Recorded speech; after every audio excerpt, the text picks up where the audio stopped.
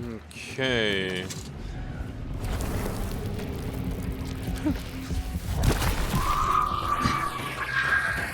Okay, does it work on... Oh my dear lord. Dang.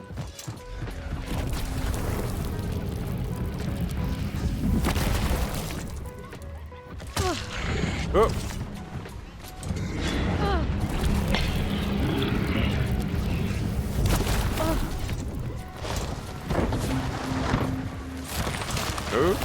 Okay.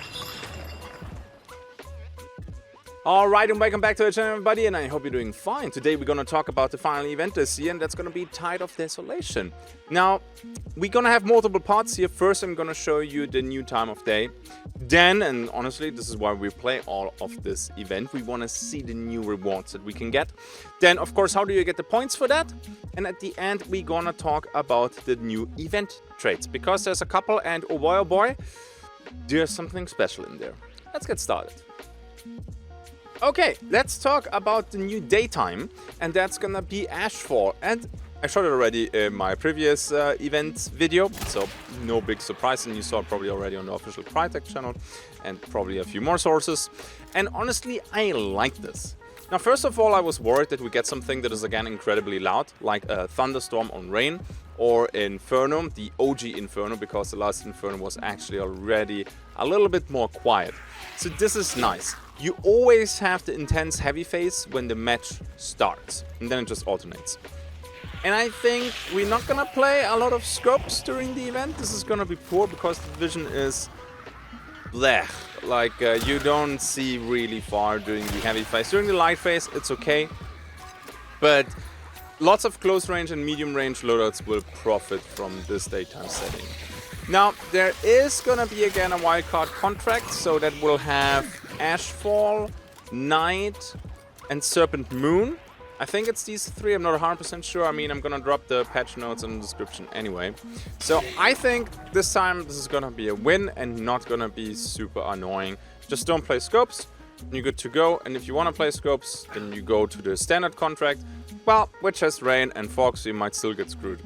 But hey. Alright, that's it. Now, let's have a look at the rewards. Okay, let's see what Tide of Desolation has in store for us. Now, keep in mind, Battle Pass costs like 1,000 points. Then you can unlock the premium one. There's also going to be a Battle Pass bundle. Keep in mind, you can play this also free version. That will have all the guns, all the new ammo, so you're not getting blocked from that. There are a few legendary skins in the free pass too, but if you want to have all of them, you have to go obviously the premium one. The full list, when do you unlock what kind of stuff, is going to be in the description below for the free pass and also for the premium pass. But let's have a look really quick right here. So first of all, we get a region shot. I like this is the small one. We get very quickly the Core Packs True Shot, which is most of the time just a straight upgrade from the regular packs. And it comes with the Windfield Poison Ammo. Then we get some BBs, some story. I'm not going to show you this. I don't want to jinx anything. And we get very early the first new drilling variant, like the Sawn of hand cannon. I like this. I have already a few loadouts idea that we're going to play with that. Then this Caldwell Packs True Shot skin. It looks fancy. We had already a similar style of this legendary skin back in the days, so now we maybe can build a full set. Some story, then we get even more poison ammo. This is now for the Winnie C. A new blueberry juice, like the liquid firebomb. The Fury Froth. Looks interesting. I like that one. With this, I think there's a skull on here, whatever that's supposed to be. Then we got more story. Here, right here, we get Winfield Centennial High Velocity. Boy, that thing will be incredible. Like, that's 800 plus for Winfield. This will be hit scan and compounds. Might be pretty cool. More BBs, more story, and yeah, baby, there we go. We get the Katana on level 15. There's going to be a legendary skin. I'm going to show it in a bit. Then we have, like, yeah, a weapon charm. This one is a little bit... not a fan of this one, to be honest, but I can't remember the last time I equipped a weapon charm anyway. But hey, it's nice. Then Combo Packs is getting its high velocity. We get more story. And then this one right here. Oh yeah, this one is beautiful. With the, I think, like the barnacles here on it. Oh yeah, dude. I like this. Then we get a Dorch Claw very early in the Battle Pass. I don't know, I will probably not use it that much. I'm gonna check out the Dorch Deadeye, but the Dorch Claw is more gonna be like, yeah, okay. Pacts Claw, when was the last time I played that? We get more story. Then we have this little anchor here. It's cute, I like it. Some BBs again, some story. And then with 25, you get the 13th mate. So yeah, new Legendary Hunter.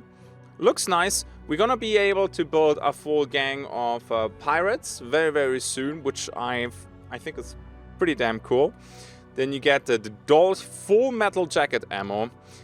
That will be interesting, making the 2 taps a little bit more reliable, because FMJ, the drop off of your damage, starts in a little bit later. So, yeah, might be good. Then we get a legendary skin for the Dolch Claw.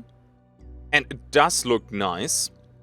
And here we go. This is gonna be the jack of all trades. We're gonna have a drilling hatchet. 2 medium ammo rounds. It can be filled with bleed, with FMJ. Then we have a shotgun shell. It can be a slug, it can be penny, it can be regular, it can be flechette even, I think. And then you have a hatchet should you really, really miss your 1 shotgun shell. This was always what annoyed me with the full-size drilling, that you missed that 1 shotgun shell, you kind of screwed, and the thing was very expensive when you lost it. That is still some 400 something bucks, so it's still expensive. So yeah, of course the shotgun is gonna be less reliable because the barrel is shorter. Okay, more story, and this one here is probably my favorite charm. It's like bitter honey. I have to check. I think that looks cool. It might be pretty big on the gun though. Let's see. Then we have this one right here, the cracked obelisk. So we get a combat axe skin. It's been a while. We have now quite a few. You sadly don't see a lot of people run combat axe, but hey. Then more chapters, more BB, and then we get, ooh, Martialist is that late in the game. Okay, that is the trait that allows a katana to be sheathed, which enables a first strike attack that does extra damage. And it's a lot of extra damage. Ooh, I was hoping this is a little bit earlier in the unlocks. But okay, the trait art is very familiar because that was already in a similar version like from day 1 in the game, and they never really used it. So it's nice they found some use for it. That's kind of cool. Then chapter 11, the Beekeeper, and then wow. This is gonna be the Drilling Hatchet Razor Spade. Look at that beauty. Oh, that's kick-ass. So if you want to play the Drilling Hatchet, you have to get at least level 37 in the Battle Pass, because that thing here is all the style points. Coldwind Conversion, Uppercut, Full Metal Jacket ammo. Yeah, let's see if there's gonna be a lot of use cases for that. More story, and then we get a legendary skin katana, and it looks pretty. You will see it then later in for some of the clips. So looking forward to that one. The Dorch Deadeye is 41. So you get it very, very late. Keep in mind, since it's a semi-auto weapon, you don't need Deadeye Scopesmith to have fun with this bad boy. So maybe the Dorch gets a little bit of a return. Always keep in mind that a lot of people will play the new stuff just because it's new and not because it's strong. So we will see a lot of katanas, a lot of drillings, maybe even a lot of Dorchs at the beginning. People will just test the stuff into oblivion. And then after 3-4 weeks, we will actually see what's gonna stick around. More story then, more BBs, then we get the dum-dum ammo for the Dorch. So if the 2-tap is actually not killing, yeah, you probably will have intense bleeds. So since they hit you twice, that's gonna be GG if you don't stop it very, very quickly. More story, and then this one here. Yeah, I really like the style of this event. Really cool with the ocean theme there. I like it. Then also the Lamette Mark II Carbine Marksman is almost all the way at the end with 47. That is something that I really wanted to play, but apparently this will take a while. I will buy a few things from the Battle Pass, like the first 20 levels or something like that. That's what I always do. We have some new stuff. I'm not gonna buy the full Battle Pass. I'm kind of, you know, shooting myself in the foot there, because it's kind of sad when you have zero progression feeling anymore, like day 1. If you want to do that, if you say, hey, I want to play all of this right now, go ahead, do it. Then more story, more BBs, and then this fits the Pacts skin from earlier. I like this one. It has like this Native American thing going, I would say at least. It's nice. I don't know how good it will be. I can already see the memes that you shoot somebody with a slug close range in the head. Although it's a marksman. Yeah, we will see about that one. Or now, I mean, we can have now, you know, Star Shell. And then light people on fire while they're on the floor after you snipe them with the marksman. Lots of options. And then we have the beekeeper. Yeah, beekeeping these nuts. Yeah, I saw the jokes, all of them. Thank you. It's kind of nice. Oh, okay, I didn't even see that yet. So that is cool. I don't know. Will I play her a lot? Not 100% sure. I think I like the pirate skin more. And then at the end, this is for the bonus one, we get a boreal point. Cool. Not a weapon charm, as always. Okay, so this is it with the rewards. Let's talk a little bit about how do we get the damn points. So this right here is going to be a combo package between how to get the event points and also the pledge marks, because you need the pledge marks later to get your event perks. So I'm going to go through this right here very quickly, because honestly this is just a repeat from the last event. So here's the list and we're going to read through it really quickly. Interacting with an event clue or rift, 10 event points. Banishing a boss target or wild target is 12 event points. Extracting a bounty token is 30. Interacting with a spine otter is 6. Destroying spine otters is 3. Looting an enemy hunter is 12. Becoming the soul survivor is 30. Challenges depends on how much, like what kind of challenge it is. And the Dark Tribute, I think the first milestone that is each day, gives you 200. So I'm gonna show you really quick how this looks in-game. So these right here are the event clues. I think we had these already, those are not new, but this right here. The Spine Altar is definitely new. Now, always keep in mind they glow when people are close. It's the same range as regular clues, or like clues. And you can also shoot them. It's going to be louder, it's going to cause an explosion that hits people that are close, and you get less points. So, more quiet, more points, just go there, touch it, and then leave again. Okay, so this is how you get the points. Very simple. Pledge marks is a little bit of a different story, because there are 3 ways to get pledge marks. So first of all, you have to reach the threshold of 30 event points. No matter how, you get 1 pledge mark. The moment you banish a boss or a wild target, you get 1 pledge mark. Now, keep in mind, no matter if there's 2 bosses or 1 bosses or 1 boss and 1 rot draw, it's always only gonna be 1. You can only get 1 per match from this. And also, looting an enemy hunter is giving you 1 pledge mark, but also only 1. So if you loot 4 hunters, only 1 pledge mark. So you can get up to 3 pledge marks max per match. Okay, event points, pledge marks. Nice, let's go to the event traits. Okay, I think most of you already know how to get, you know, the event traits, but maybe you're new to the game actually, so I'm gonna give you a quick summary. If you have your pledge marks, you go to the supply points. You take one of these boxes here, depending on which pact you want to follow and which one you want to pledge to. And once you've done that, the event traits will pop up. The white ones are regular ones, the non-burn traits, and the red ones are the burn traits. So the moment the effect triggers, they're gone, and you have to get them again. The white ones are always 1 pledge mark, and the red ones are 2 pledge marks. And we have this time 3 pacts again. We're gonna have Demented, Grounded, and Drowned. Now, they are a little bit different than in the past, because some of them sound familiar. Let's start with our good old Demented. Now, Demented in the last one was absolute trash, at least from a solo point of view, and I think overall point of view, Demented was not really good. This will change. So let's have a look at the first one, and that's gonna be Berserker. That thing doubles your melee damage. Flat. So I tried it with the katana, went for meatheads. I have martialist in that one because you can see me sheath the katana. I 3-shot meatheads. Now if the bomb lands, you 3-shot meatheads too. So Berserker, honestly, I think a light attack from the katana, the moment you have Berserker, no matter where it hits you, I think you're a goner. You're dead. So it will be strong. The question is, how strong is it actually? Because normally, the moment it comes to melee combat, you're a 1-shot anyway. Rarely people survive it, but this one, it makes it 100% guaranteed that this will kill you. I mean, it works with every melee tool, so it works also with the dusters, the knife. I tried it with the throwing knife. It works the moment you melee with the throwing knife. It's not increasing the throwing damage. That is the same. That is unchanged. Now, I also tried to kill bosses with that thing.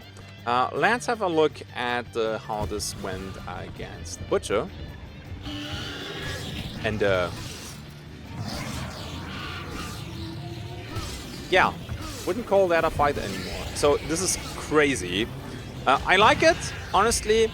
We have, as a follow-up, another perk, though, with this one, because it's not just, Berserker. We also get Rampage again. Now, I don't have a clip from this, because the recording servers, there is no PvP, but I'm letting you know what it does. Killing an enemy hunter while at least one health chunk is empty triggers a restoration effect for your hunter. Burn rate. Now, empty does not mean destroyed, so if somebody shoots you with a wind field, you kill them, you will trigger Rampage.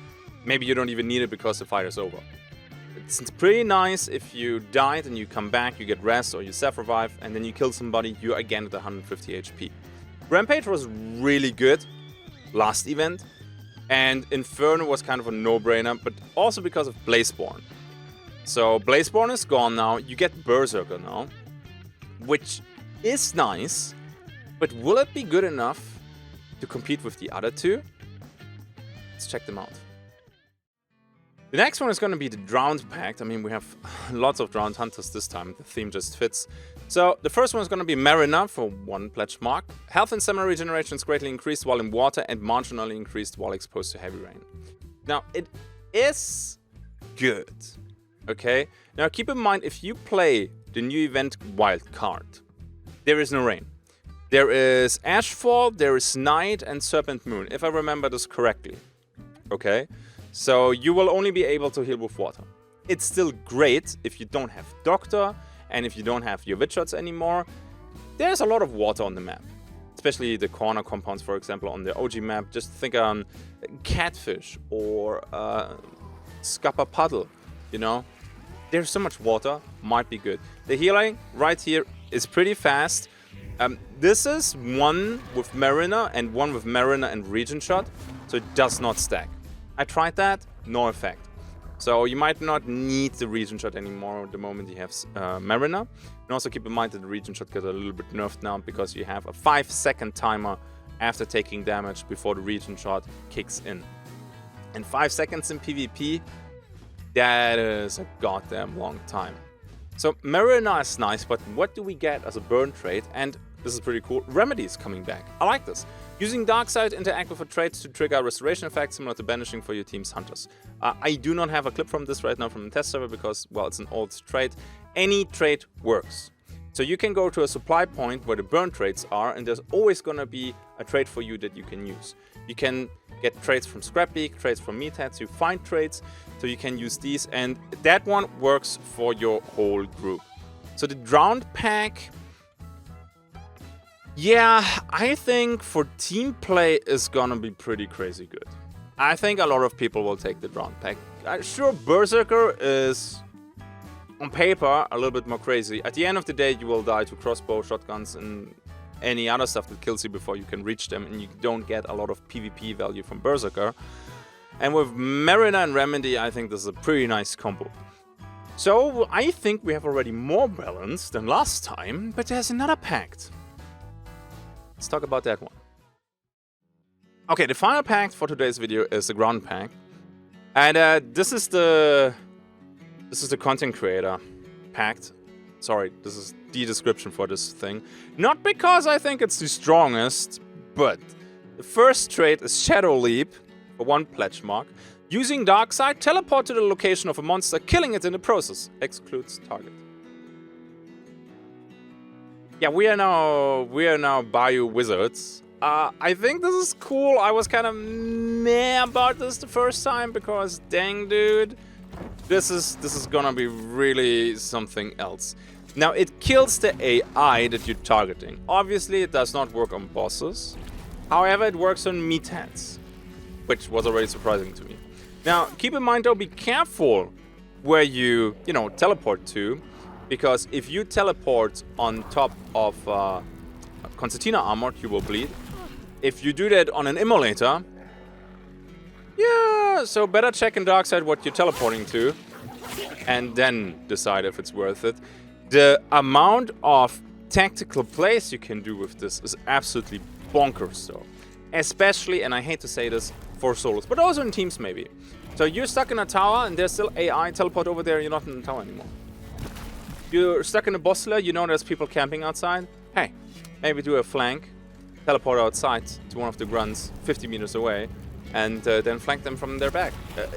This is pretty crazy. Don't want to cross all this water there? Well, there's a hive on the other side of the water. Just teleport across the water and don't get ambushed while you're going through deep water.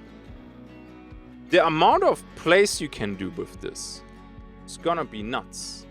Like, there are also a few, you know, hives on roofs, for example, Lock Bay, where you normally cannot go, that you will have to look for a few new spots, I think, with this one. Now, there's of course a downside to that. You lose health the moment you do this. Not much, but you cannot do it twice in a row with a small bar. So, region shot for this one might be pretty useful. And if you have to bail and you have to run to the extraction and there's a lot of AI, you can just chain jump from one AI to the other. Now, keep in mind, the channel time is like you cover already 10-20 meters or something like that, and then you teleport the rest, and they're not always at 50 meters. And if you do that and the sparks are shooting you right afterwards on the torso, you're gonna die and then you're gonna feel dumb. But yeah, Shadow Leap, we're gonna mine some good clips with that one. Next one is gonna be Remedy. No, sorry, Final Gas. Sorry, Remedy is of course a drawn pact. Final Gas is 2 pledge marks. Looting a hunter triggers a restoration effect for your hunter. Burn trade. Awesome. Dude, I think that these 3 pacts are more or less balanced. I think I will play a lot of Grounded, mostly because of Shadow Leap. I'm a little bit, I don't want to say sad, but it would have been cool to get that one event trait back. When you get killed, you're not losing the bar. I think it was called Relentless. But I just, whenever I play regular Hunt, outside of the events, I'm always like, oh my god, I cannot restore my bars and it's so annoying. This time, no immunities, which is an absolute winner. That was so goddamn annoying, so I'm happy that they're not doing that again. This is really something that I was scared of, but no, good job. So let me know in the comment section below what you think about these pacts, what ideas you have with these pacts. I'm curious, totally not gonna steal your ideas for my videos. Would never do that. Alright, that's it. Have a lot of fun with the event and have a good day. So, I hope you find this event video useful. I always need them for my Twitch streams because people ask me, hey, what do you think about this? What's new? And then I always have like this whole video so people can look it up in peace without me giving them a rushed answer because I'm getting shot by a sparks again. So, then, big shout out to my patrons. Thank you very much for supporting me over on Patreon. You guys are, as always, the best and amazing. Always crazy when I see how big that wall became in the last couple years. So, thank you very much. Thank you for watching. I'm probably live now at the moment I release this video, and I'm gonna try all this fancy new stuff. Come and say hi. I see you in the next one. Until then, have a good day, and bye-bye.